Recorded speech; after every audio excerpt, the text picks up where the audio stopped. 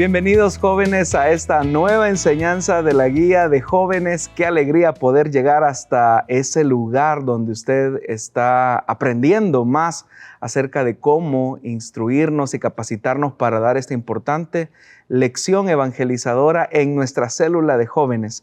Y ya desde algunos sábados hemos estado estudiando un poco acerca de la vida del sucesor del profeta Elías. Nos estamos refiriendo a Eliseo, quien, como hemos visto, se ha constituido en el líder de las comunidades de los profetas. Y los desafíos que Eliseo tuvo que enfrentar en los inicios de su ministerio fueron significativos, ya que el legado que Elías había dejado, su antecesor, había sido bastante dinámico y marcado en relación a la época que Israel estaba viviendo. Hoy a Eliseo le corresponde vivir una nueva temporada en la que Dios, sin lugar a dudas, ha de manifestar su gloria, y los desafíos, aunque suelen ser similares, cada uno de ellos marca un punto de partida totalmente diferente. El tema de la lección para esta semana es Jericó y Betel. La lección está basada en el segundo libro de los Reyes, capítulo 2, versículo del 19 al 24.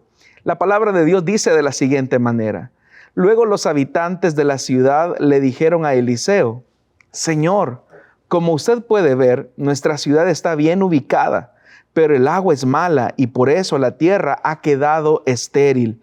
Tráiganme una vasija nueva y échenle sal, les ordenó Eliseo. Cuando se la entregaron, Eliseo fue al manantial y, arrojando allí la sal, exclamó: Así dice el Señor: Yo purifico esta agua para que nunca más cause muerte ni esterilidad. A partir de ese momento y hasta el día de hoy, el agua quedó purificada según la palabra de Eliseo. De Jericó, Eliseo se dirigió a Betel. Iba subiendo por el camino cuando unos muchachos salieron de la ciudad y empezaron a burlarse de él. «¡Anda, viejo calvo!», le gritaban. «¡Anda, viejo calvo!». Eliseo se volvió y, clavándoles la vista, los maldijo en el nombre del Señor. Al instante 2 osas salieron del bosque y despedazaron a 42 muchachos. De allí Eliseo se fue al monte Carmelo y luego regresó a Samaria. Si ustedes habrán notado, la lectura en la cual vamos a basar la enseñanza para esta semana básicamente registra dos acontecimientos significativos. Por un lado, el que se suscita al interior de Jericó, y por otro lado, de camino a Betel. Ambos relatos van a marcar básicamente cuál fue el momento específico en el cual Israel tuvo que marcar una posición ante esta nueva transición ministerial que de Elías ahora pasaba a Eliseo. En primer lugar, vamos a notar que cuando Eliseo llega a la región de Jericó, ellos reconocen claramente que la ciudad estaba bien ubicada. Sin embargo, uno de los vitales más fundamentales para la vida, como es el agua, era mala, como lo describe el versículo 19, y por eso toda la tierra ha quedado estéril, reclamaron los habitantes de esa ciudad. Como podemos notar entonces, a pesar de que la ciudad tenía todas las condiciones para salir adelante, ellos mismos le están manifestando al profeta Eliseo que sus circunstancias que les rodeaban eran totalmente adversas para la vida. Esto nos coloca a nosotros frente a un momento crucial en la vida de Eliseo, porque es la primera vez en la que los habitantes de Jericó se están acercando al profeta para manifestarle una petición.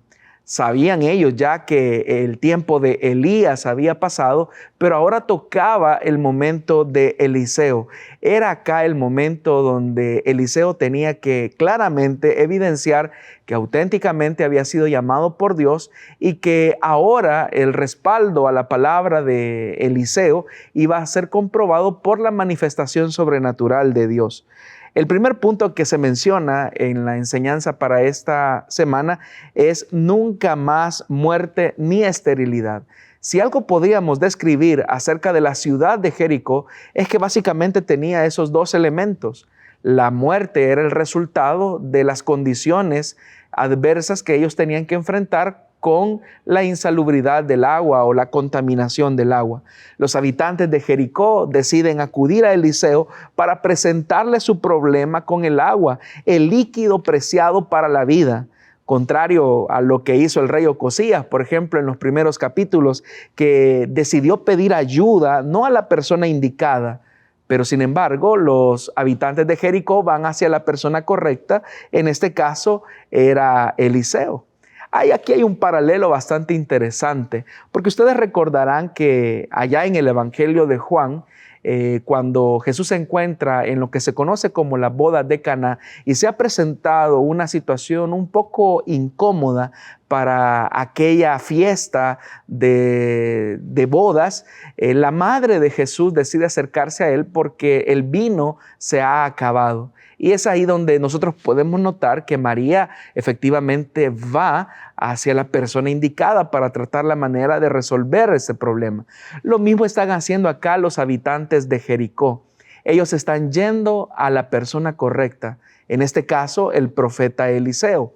¿Cuántas veces nosotros nos hemos encontrado en momentos difíciles en los cuales tenemos que tomar una decisión determinante en la vida o tenemos que resolver un problema difícil para nuestra familia o para nuestra situación económica y tenemos que tomar una decisión importante? Tú como joven vas a enfrentarte a momentos decisivos y coyunturales a lo largo de toda tu vida. Y en buena medida los resultados positivos van a depender a quien tú acudas, a quien tú decidas buscar en un momento de adversidad. Obviamente que tenemos a Dios como la fuente de sabiduría y de todo poder para podernos sacar adelante en medio de las situaciones difíciles. Sin embargo, muchas veces, aunque sabemos que tenemos este recurso como es la oración y tenemos la posibilidad de acercarnos a Dios, decidimos poner nuestra confianza en otro tipo de valores o sistemas que lo que hacen en realidad es alejarnos del buen camino. Sin embargo, los habitantes de Jericó eran conscientes que una situación tan difícil, tan problemática como lo era la contaminación del agua, solamente podía tener una respuesta en el poder divino de Dios, que obviamente estaba representado en la palabra que Eliseo podía pronunciar o en la solución que Eliseo les podría dar. Algo estaba contaminando el agua del manantial de Jericó y por eso las aguas no eran saludables para la gente o incluso para el riego. Incluso cuando leemos el versículo 19, se sugiere que el agua del manantial causaba no solamente insalubridad, sino que incluso abortos hacia las mujeres, hacia los animales, y los frutos incluso se veían afectados por la misma condición del agua. Y aunque se desconoce en realidad cuál era el motivo que estaba contaminando todo el agua, lo que sí era cierto es que ellos tenían una plena conciencia que el Dios de Israel podría darles una respuesta a su necesidad. Fue precisamente ahí donde Eliseo hace algo. Y eso parece sorprendente porque conforme a la orden que el hombre de Dios da de pedir una vasija nueva con sal, la cual dice la Escritura que los habitantes diligentemente le llevaron, fue el inicio o el gesto simbólico de que ellos estaban decididos a obedecer la palabra del profeta para suscitar un cambio en la condición de la ciudad. Muchas veces también nosotros, aun cuando sabemos que la fuente de poder y de sabiduría se encuentra en Dios y aun cuando sabemos que Él puede cambiar nuestra circunstancia, debemos de entender que muchas veces Dios nos pide que hagamos cosas nuevas. Debemos también comprender que Dios nos pide que cambiemos algunas cosas que hemos estado haciendo. Cuando Dios te pide una vasija nueva, es precisamente para que tú hagas algo distinto a lo que estabas acostumbrado a hacer. En realidad la vasija o las vasijas eran utilizadas aparte de ser recipientes del uso cotidiano de las familias, también las vasijas podían ser utilizadas para libaciones idolátricas. Pero ahora que Eliseo le ha pedido a los habitantes de Jericó que le traigan consigo una vasija nueva, es porque es a partir de ese momento que la ciudad está decidiendo obedecer a Dios como un punto de partida de algo nuevo. Los habitantes claramente lo hacen y conforme a la orden del hombre de Dios, como ya lo dijimos, le llevan una vasija nueva con sal, la cual Eliseo, arrojando el agua y pronunciando unas palabras proféticas, producen un milagro. Esto es interesante porque muchas veces nosotros pensamos que la forma en que Dios actúa es una forma separada de nosotros o separada de nuestra acción. Cuando Dios te pide a ti que hagas algo, es porque Él está esperando que tú también te involucres en la solución de tus problemas. Muchas veces tenemos la idea de que tenemos que simplemente quedarnos de brazos cruzados esperando que Dios haga todo y resuelva todo. Pero si hay algo que tú debes de enseñarle a tus jóvenes es que hay una responsabilidad humana como también hay una responsabilidad divina. Tú no podrás hacer la parte que Dios puede hacer solamente. Eliseo no podía cambiar la condición y la salubridad del agua. Eso era simplemente una acción poderosa y sobrenatural de la acción de Dios. Pero tampoco Dios iba a traer la vasija nueva con sal. Esa era una de las responsabilidades de los habitantes de la ciudad de Jericó. Eso nos deja también a nosotros una importante lección, porque hay cosas que Dios hará que nosotros no podremos hacer, pero hay otras cosas que nosotros debemos hacer y que Dios no hará por nosotros. En la búsqueda de la solución de tus problemas, tú tienes que entender el nivel de papel y protagonismo que Dios te ha delegado a ti. Muchas veces Dios te está pidiendo que hagas algo para resolver un problema. Dios no lo hará todo. Dios te podrá proveer de su sabiduría, Dios te podrá proveer de los recursos y de los medios, pero la obediencia y el reconocimiento a la palabra de Dios corre por cuenta tuya. Como sabemos, todo resultado de obediencia siempre traerá la honra de Dios y por eso es que a partir del suceso cuando Eliseo toma la vasija y vierte sobre el manantial la sal, las aguas fueron purificadas. De manera que Eliseo, pues obviamente se convirtió en una persona referente para la comunidad que vieron en él efectivamente Dios está respaldando esta nueva etapa en el profetismo de Israel. Cuando acá se habla curiosamente de que la vasija era nueva, precisamente habla de un punto de partida, de una nueva historia que comienza en la vida de Israel.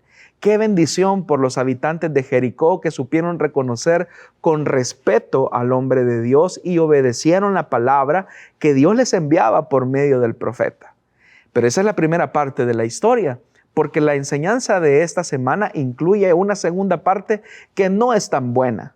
Y es que dice la Escritura que cuando Eliseo iba subiendo, sale de Jericó y se dirige hacia Betel, dice que al subir hacia Betel desde Jericó, algunos muchachos que más o menos andaban quizás entre los 15 a 20 años, comenzaron a gritarle a Eliseo, profiriendo una serie de insultos que denigraban el ministerio del profeta. Ustedes lo pudieron ver. Ellos comenzaban a decir, sube viejo calvo, sube viejo calvo. Eran 42 muchachos que habían sido responsables de un irrespeto hacia el hombre de Dios.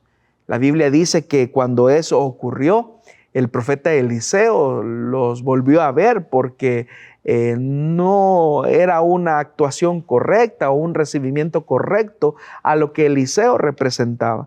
Y como ustedes lo pueden ver incluso en el versículo 24, dice que Eliseo se volvió y clavándoles la vista los maldijo en el nombre del Señor.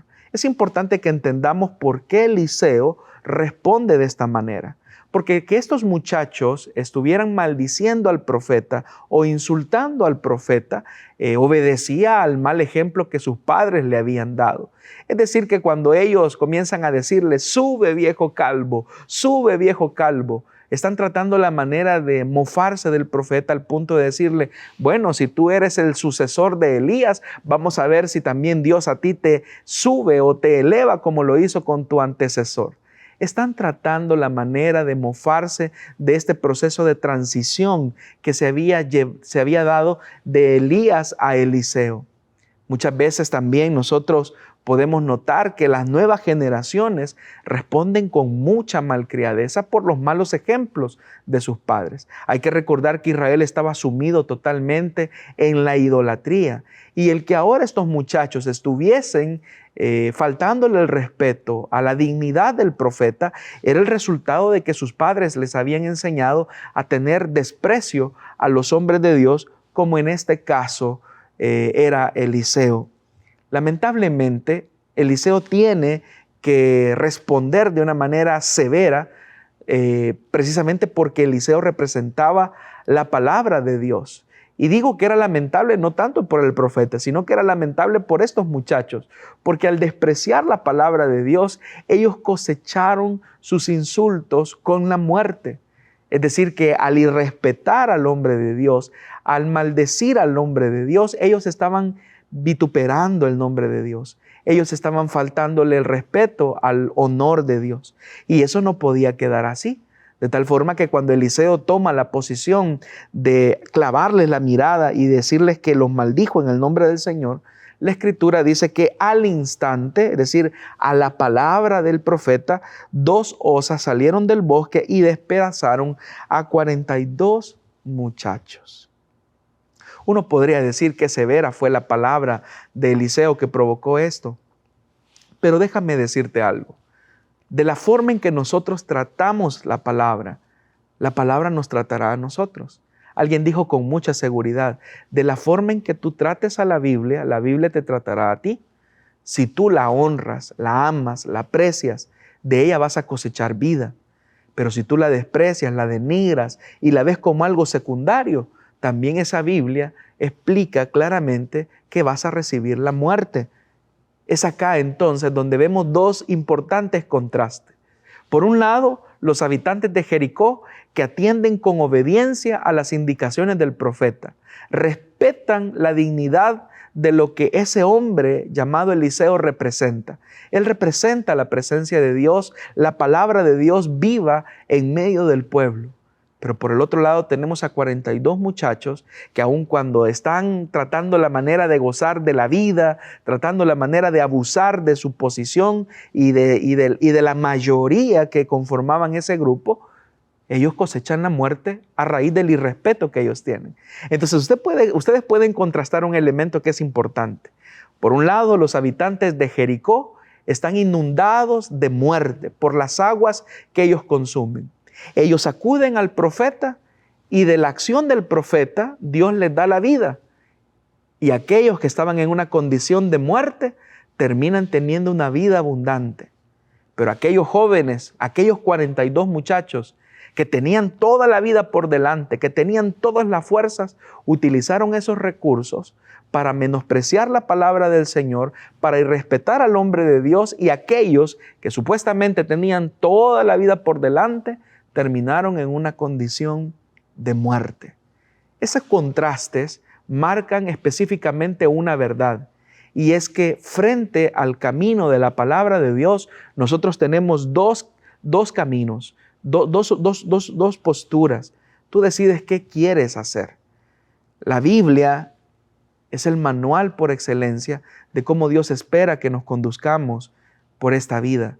Y dependerá del trato y del respeto que tú tengas hacia la palabra de Dios, hacia los ministros del Evangelio, hacia lo que representa la vida de la iglesia, lo que va a significar el destino de tu vida.